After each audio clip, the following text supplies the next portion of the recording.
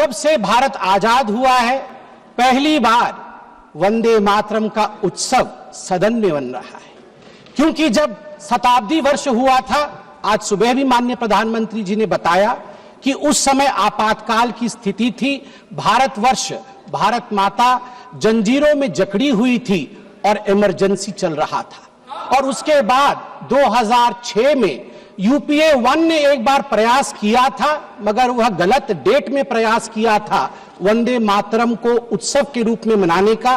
तो सही मायने में देखा जाए तो आज का दिन पहली बार हिंदुस्तान, आजाद हिंदुस्तान के सदन के सभागृह में समगच्छध्वं संवदध्वं संभो मना, अर्थात सभी एक साथ, एक मन के साथ, एक आवाज में एक साथ चलते हुए वंदे मातरम का उत्सव मना रहे हैं।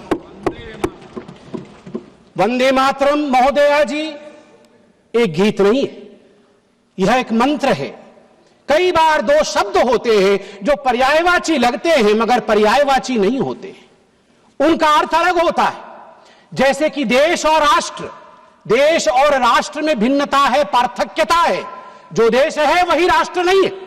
देश की सीमाएं होती है, देश में मंत्री होते हैं, देश में विभाग होता है, देश में नदियां होती है, देश में समुद्र होता है, देश का एक वित्त होता है, देश की अर्थ नीति होती है, देश की रक्षा नीति होती है, मगर राष्ट्र, राष्ट्र आत्मा होता है। राष्ट्र की सीमाएं नहीं होती, राष्ट्र विचार में रहता है, राष्ट्र का स्पंदन होता है। उदाहरण के लिए यदि देश कहा जाए तो गंगा मात्र एक नदी है, एक नदी जिसका एक उद्गम स्थल है और जहां जाके वो समाहित सागर में हो जाती है, गंगा सागर में। उसमें कितना पानी है, उसमें बायोडायवर्सिटी क्या है, यह सब चर्चा की जा सकती है देश के अंतर्गत। मगर जैसे ही हम कहते हैं भारतवर्ष एक राष्ट्र है, तत्क्षणात उसी समय गंगा नदी नहीं रहती, गंगा मां का रूप धारण कर लेती है, वो गंगा मैया हो जाती है। यदि देश कहा जाए तो हिमालय केवल एक पर्वत श्रृंखला होती है, मगर अगर राष्ट्र कहा जाए तो भारतवर्ष में हिमालय वह आलय है जहां से दुर्गा आविर्भाव लेती है, जहां कैलाश में शिव शंकर शंभो विराजमान है। यह एक विचार है। ठीक उसी प्रकार जिस प्रकार देश और राष्ट्र में पार्थक्यता है, गीत और मंत्र में पार्थक्यता है। गीत शरीर को स्पर्श करती है, गीत कर्णप्रिय हो सकती है, गीत की एक कालावधि होती है, किंतु मंत्र अक्षय होता है, मंत्र अनंत होता है, मंत्र आत्मा को स्पर्श करती है, जैसे वंदे मातरम आत्मा को स्पर्श करती है। और अभी बांसुरी जी ने भी बताया और सभी ने बताया, 7 नवंबर 1875 को जब वंदे मातरम लिखा गया, वह तिथि थी अक्षय नवमी की, जिसको आंवला नवमी भी कहते हैं। और ये कार्तिक पूर्णिमा से कुछ दिन पहले यह जो विशेष दिन है, यह वंदे मातरम को अक्षय बनाता है। मैं आनंद मठ जिस पुस्तक में, जिस उपन्यास में वंदे मातरम निहित है, उसे पढ़ा हूं। मैं उसका वह एक पन्ना पढ़ना चाहता हूं मूल स्वरूप में, जहां वंदे मातरम लिखा गया है। मैं बंगाली में ही पढ़ूंगा इसे मूल स्वरूप में। महेंद्र बोलिल, ए तो देश, ए तो मा नई। भवानंद बोलिल, आमरा अन्य मा मानी ना, जननी जन्मभूमिश्च स्वर्गादपि गड़ियसे। आमरा बोली जन्मभूमि जननी, आमादेर मा नई, बाप नई, भाई नई, बंधु नई, स्त्री नई, पुत्र नई, घर नई, बाड़ी नई, आमादे आछे केवल सेई सुजलां सुफलां मलयज शीतलां शस्य श्यामला। तखन बुझिया महेंद्र बोलिल, तबे आबार गाओ, आबार गाओ। महेंद्र ने समझ लिया और उन्हें कहा, अच्छा भवानंद, फिर से एक बार गा के मुझे सुनाओ। भवानंद आबार गाइल, सुजलां सुफलां मलयज शीतलां शस्य श्यामलां मातरं Vande Mataram. This is the way it was sung for the first time इन देश राग, इन आनंद मठ में ये इस पंक्ति में कहते हैं भवानंद कि हमारी पत्नी नहीं है, हमारा पुत्र नहीं है, कोई हमारी माता नहीं है, कोई हमारा पिता नहीं है, मेरा घर नहीं है, मेरा कोई संसार नहीं है, मेरी एक ही जननी है, वह है वंदे मातरम सुजलांग सुफलांग, भारत मां ही तो मेरी मां है। और मुझे दुख के साथ कहना पड़ रहा है, आज हम उस पर चर्चा कर रहे हैं, उस पर आज हम चिंता कर रहे हैं। मैं आज जो तुष्टीकरण की राजनीति के विषय में बात हुई, यहां कुछ संसद के सदस्यों ने विषय को रखा और उसे तोड़ने मरोड़ने की भी कोशिश की गई। कहा गया कि सुभाष चंद्र बोस जी ने चिट्ठी लिखा था जवाहरलाल नेहरू जी को, जिसके आधार पर नेहरू जी ने स्पष्टीकरण दिया था।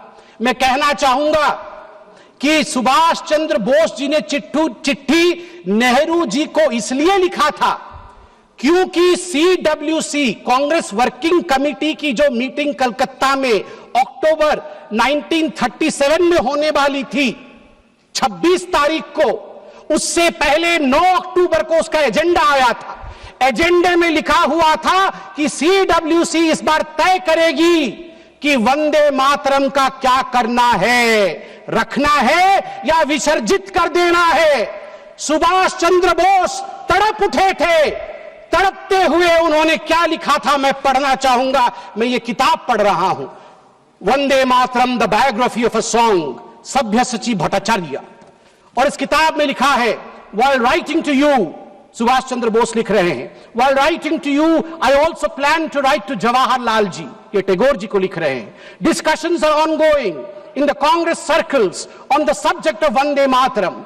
On 26th October 1937, Congress Working Committee at their meeting in Calcutta will address the issue. Perhaps the committee will decide to discard the song. I do not know your opinion in this matter, and that is why I write to you. In Bengal and among Hindu outside of Bengal, great excitement has been caused, and I write to you to know what you feel. ये सुभाष जी ने लिखा। अब मैं यहां पे उद्धृत करूंगा पंडित नेहरू ने क्या क्या कहा है वंदे मातरम के लिए। यह सब कुछ इस किताब में है, ऑन रिकॉर्ड मैं पढ़ रहा हूं। Nehru had only recently read the novel Anand Math only 6 days before the working committee meeting. केवल 6 दिन पहले उन्होंने आनंद मठ आनंद फानन में पढ़ लिया। उसके बाद नेहरू ने चिट्ठी लिखा। Nehru rights on 20th October 1937, quote, I have managed to get an English translation of Anand Math, and I am reading it at present to get the background of the song. It does seem that this background is likely to irritate the Muslims. I do not understand it without the help of a dictionary.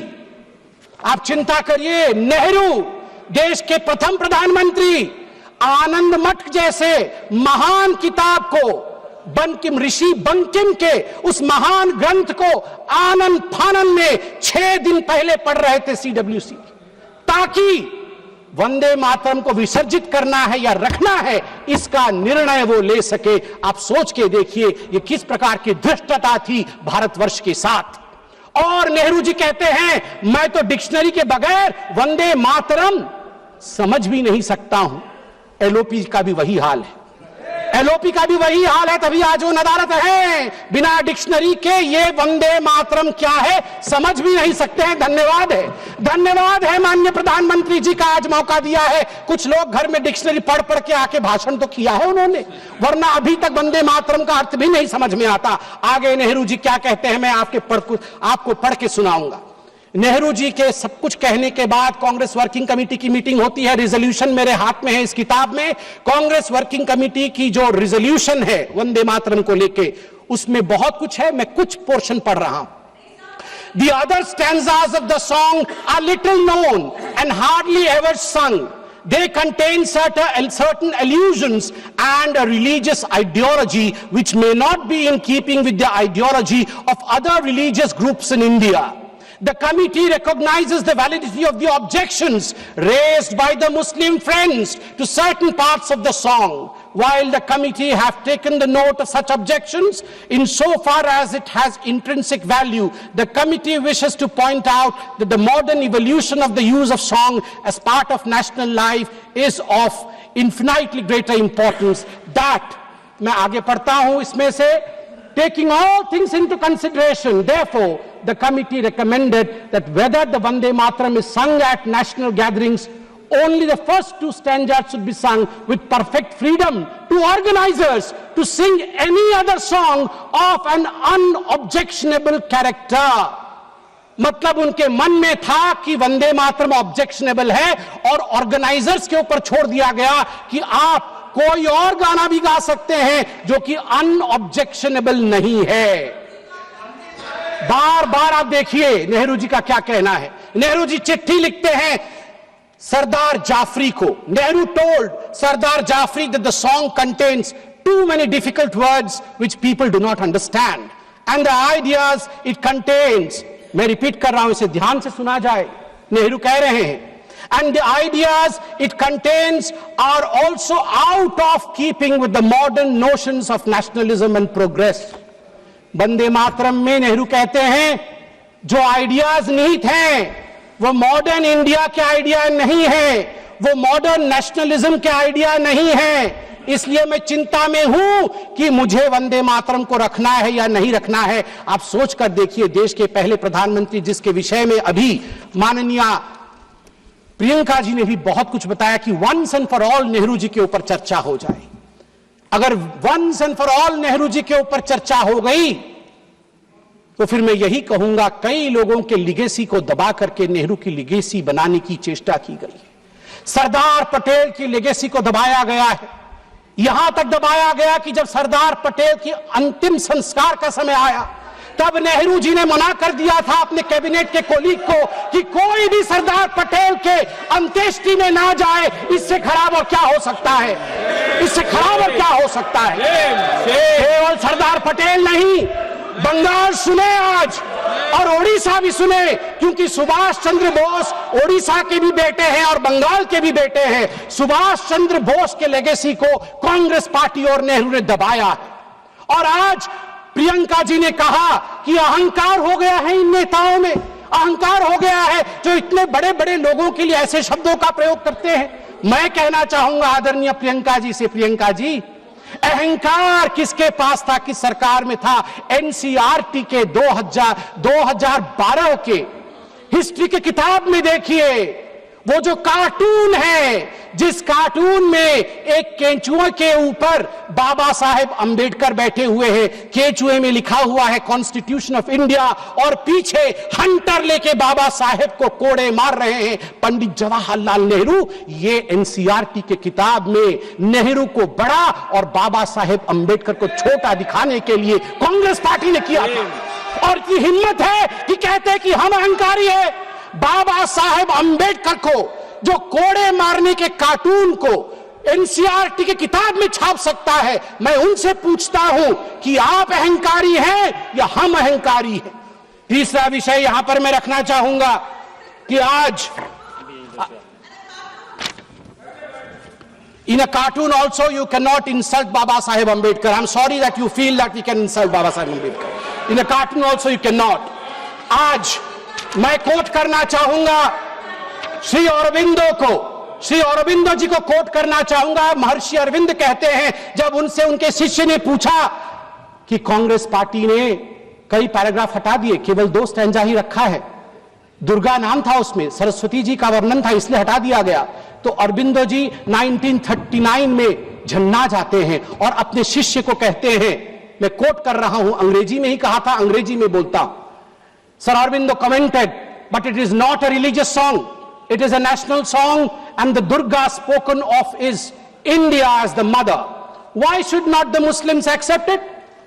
In the Indian concept of nationality, the Hindu view would naturally be there. If it cannot find a place there, the Hindus may as well be asked to give up their culture in future. उन्होंने कहा कि क्यों जो दुर्गा लिखा गया है वंदे मातरम में, उसमें अगर हिंदू व्यू भी है तो इतना कॉम्प्रोमाइज करके घबराने की क्या बात है? स्वाभाविक है, ये भारतवर्ष है, इस भारतवर्ष में हिंदू व्यू आएगा ही, सनातन का व्यू आएगा ही। क्यों नहीं आए? क्यों नहीं आए? अनादि काल से जो गंगा अविरल बह रही है, जो विचारधारा अविरल बह रही है, उस विचारधारा को हम एपोलोजेटिक होके, हम शर्मिंदा होके खंडित क्यों करें? महात्मा गांधी क्या कहते हैं वो भी सुन लेते हैं। महात्मा गांधी कहते हैं, no matter what its source was and how and when it was composed, it has become a most powerful battle cry among the Hindus and Muslims of Bengal during the partition days. It was anti-imperialistic cry. As a lad, when I knew nothing of Ananda Matha or even Bankim, its immortal author, Vande Mataram, had gripped me, and when I first heard it, sung it, it had enthralled me. I associated the purest national spirit with it. It never occurred to me that it was a Hindu song or meant only for the Hindus. Unfortunately, now we have fallen on evil days. Madam, आप 2 minute लूंगा. Unfortunately, now we have fallen on evil days. त्वं ही दुर्गा दश प्रहरण धारिणी कमला कमल दल विहारिणी वाणी विद्यादायिनी नमामि त्वां नमामि कमलाम अमलांग तुलांग सुजलांग सुफलाम मातरम वंदे मातरम। बंगाल के मेरे साथी बैठे हैं, अंत में बंगाल के मेरे साथियों से मैं कहना चाहूंगा, अगर मां दुर्गा का नाम लेना सांप्रदायिकता है, बंगाल और उड़ीसा हम सब एक संस्कृति महाप्रभु जगन्नाथ जी को मानने वाले लोग हैं। वीरेंद्र कृष्ण भद्र 100 वर्ष पहले वीरेंद्र कृष्ण भद्र ने महालय का वो आरती गाया है जो हर बंगाली, हर ओडिया महालय के दिन सुबह 5 बजे उठ के सुनता है। उसमें वीरेंद्र कृष्ण भद्र कहते हैं, त्वं स्वाहा त्वं स्वधा त्वं हि वषट्कार स्वरात्मिका स्वधा त्वं शरे नित्ये त्रिधा मात्रामिका स्थिता अर्धमात्रा स्थिता नित्या यानुचर्या विशेषतः त्वमेव संध्या सावित्री त्वं देवी जननी परा। हे मां, तू ही जननी है। क्या बंगाल दुर्गा को जननी कहने से डरेगी? क्या बंगाल की टीएमसी, क्या ममता बनर्जी जिन्ना के आगे झुकेगी? मैं पूछता हूं, दुर्गा के आगे झुकना है या जिन्ना के आगे झुकना है, यह निर्णय टीएमसी करे। बहुत बहुत धन्यवाद। वंदे मातरम।